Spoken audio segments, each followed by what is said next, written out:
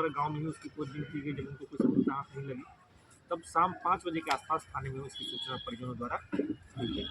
क्योंकि बच्चा घटना एक 7 साल के बच्चे से संबंधित है, इसलिए घटना की गंभीरता को देखते हुए तुरंत अनुमंडल पुलिस पदाधिकारी सासाराम द्वारा थानाध्यक्ष एवं पूरी टीम के साथ दोनी गाँव पहुँचा गया। पहुँचने के बाद परिजनों द्वारा जहाँ जहाँ आशंका जाहिर की कि बच्चा हो सकता है उस हर एक घर की तलाशी ली गई। इसमें डॉग स्क्वाड की मदद ली गई। उसके बाद डीआईयू की टीम की मदद से जो गांव से बाहर निकलने के सारे रास्ते थे उन रास्तों में जो सीसीटीवी कैमरे हैं उनकी जांच की गई। प्रारंभिक जांच में बात स्पष्ट हो गया था कि बच्चा गांव से बाहर नहीं गया है। कुछ आशंका के आधार पर कुछ वाहनों की भी जाँच की गई, जिसके बारे में परिजनों द्वारा और ग्रामीणों द्वारा आशंका जताई गई, लेकिन पुलिस को इसमें कोई आगे सफलता हाथ नहीं लगी। उसके बाद सोशल मीडिया के माध्यम से अन्य माध्यम से भी इसको प्रचारित किया गया कि बच्चे के संबंध में किसी तरह से कोई सूचना प्राप्त नहीं होने के बाद ये जो पुलिस की जांच है 27 और 28 को भी जारी रही। 29 तारीख की सुबह 8 बजे के आसपास परिजनों द्वारा सूचना दी गई पुलिस को कि बच्चे का शव उनके ही ग्रामीण सुनील सिंह के घर में के ऊपरी तल्ले में भूसे वाले कमरे में बरामद हुआ।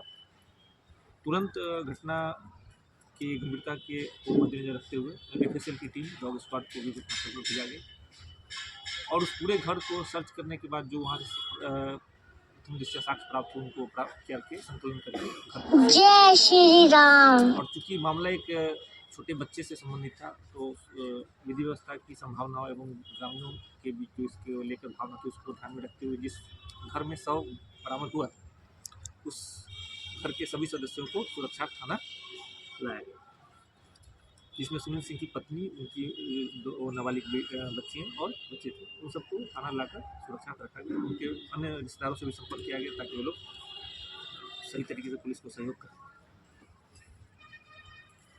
जब सुनील सिंह के पूरे परिवार से एक-एक करके इस घटना के बारे में गहनता से पूछताछ की गई, इस संबंध में सुनील सिंह का जो छोटा बेटा है, जो नाबालिग, उसके द्वारा पूरी घटना के बारे में खुलासा किया गया और उसके खुलासे पर जो एफएसएल टीम है उसके द्वारा दोबारा घटनास्थल से घटना में जो प्रयुक्त हथियार था उसको बरामद किया गया। सुनील सिंह के छोटे बेटे से पूछताछ में ये बात स्पष्ट हुई कि 25 तारीख की शाम को दोनों भाई ने मिलकर यह योजना बनाई कि इस बच्चे को उठाना है और इसके परिजनों से पैसे की मांग करनी है।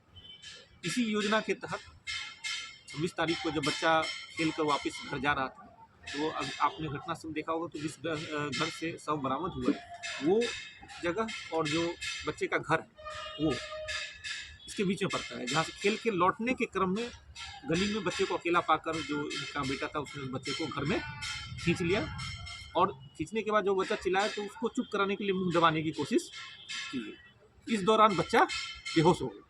बेहोश हो जाने के बाद उसको ऊपर के कमरे में ले गए और पानी डालकर उस बच्चे को होश में लाया गया। होश में आती बच्चा फिर से इन दोनों को देखकर चिल्लाने लगा। चिल्लाने के बाद की वजह से दोनों ने एक धारदार हथियार से उसकी हत्या कर दी।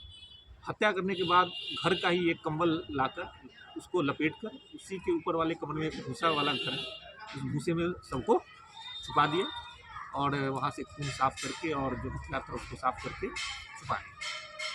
उसके बाद ये वहाँ से भाग गए, जो बड़ा भाई था जो बालिग है वो वहाँ से भाग गया और उसके बाद इंतज़ार करने लगा कि सबको जब रात में या फिर मौका मिलने पर छुपाने की कोशिश की जाए। लेकिन घटना के बाद घटना की गंभीरता को देखते हुए पुलिस और जो ग्रामीण थे वो अत्यंत सक्रिय हो गए थे, जिसकी वजह से पूरी रात भर पुलिस गांव में थी और गांव के सारे ग्रामीण भी सारे सड़कों पे तैनात थे और वो लोग सभी वाहनों का जांच कर रहे थे, जो भी सूचना पुलिस को दे रहे थे। इसकी वजह से उसको सबको छुपाने का मौका नहीं मिलता। इसी प्रयास में उसने गांव में एक जगह गड्ढा भी खोदा, जो ग्रामीणों ने उस गड्ढे की पहचान भी की थी और पुलिस भी वहाँ पहुँचकर उस जगह की जांच पड़ताल की गई थी। ग्रामीणों द्वारा बताया कि ये गड्ढा यहाँ पे खोदा जाने पर उन्होंने आशंका के आधार पर पुलिस को सूचना दी, जो एक बेर का पेड़ का बगीचा है उस जगह पे वो गड्ढा खोदा गया था। उसी जगह पर इस सबको छुपाने की इसका साजिश थी। सबको छुपाने के लिए जो इसका बड़ा भाई है वो 2-3 बार गाँव आया और लेकिन उसको सफलता जब हाथ नहीं लगी तो तीसरे दिन 29 तारीख की सुबह सबसे बदबू आने लगी, क्योंकि वो कंबल में लपेट कर रखा गया था और भूसा घर में रखा गया था। बदबू आने पर साजिश के तहत ही उस बच्चे का जूता लेकर इसका जो छोटा भाई है वो इनके बच्चे के परिजनों के पास गया, हिमांशु के परिजनों के पास, और उनको दिखा के पूछा कि ये जूता उस बच्चे का है क्या। जब ये उन्होंने इस बात उसको सत्यापित किया कि वो जूता उसी का है, तब उसके फूफा के द्वारा उस घर की तलाशी ली गई। उस क्रम में वहाँ से शव बरामद हुआ, जिसके बाद वहाँ से शव बरामद करके आगे की कार्रवाई की गई। आज सुबह ही अभी से लगभग 3 घंटे पहले जो सुनील सिंह है, उसका बड़ा बेटा जो घटना का मुख्य सूत्रधार है, उसको भी गिरफ्तार किया गया। घटना में शामिल दोनों जो अपराधी, अभी तक के अनुसंधान में जो 2 अपराधी सामने आए, उसमें से एक विधि विरुद्ध बालक है, उसको भी निरुद्ध किया गया, और जो बालिग अपराधी है उसको भी गिरफ्तार किया गया।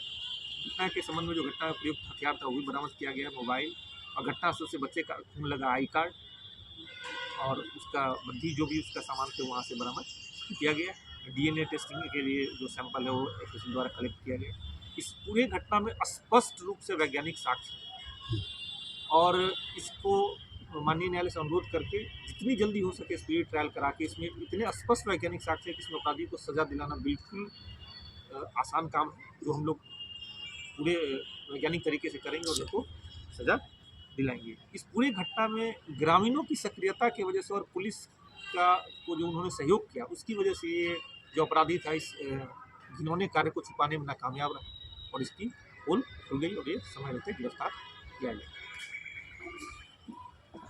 बालिग लड़के का बालिग लड़के का नाम इसका बड़ा बेटा विभोर कुमार उर्फ अंकुर कुमार, 19 वर्ष का है। विभोर उर्फ अंकुर। तो सर ये हत्या उसी दिन 26 तारीख हाँ, को, ये आपको बताया कि जिस समय उठाया बच्चे को 1 बजे का जब खींच के अंदर ले गया, उसी समय ये हत्या कर दी गई, क्योंकि बच्चा चिल्लाने पहले तो मुंह दबाया और बच्चा बेहोश हो गया, उसके होश में आया, फिर चिल्लाने लगा तो तुरंत ये लोग घबराकर छुपाने के लिए मकसद फिरौती का था, लेकिन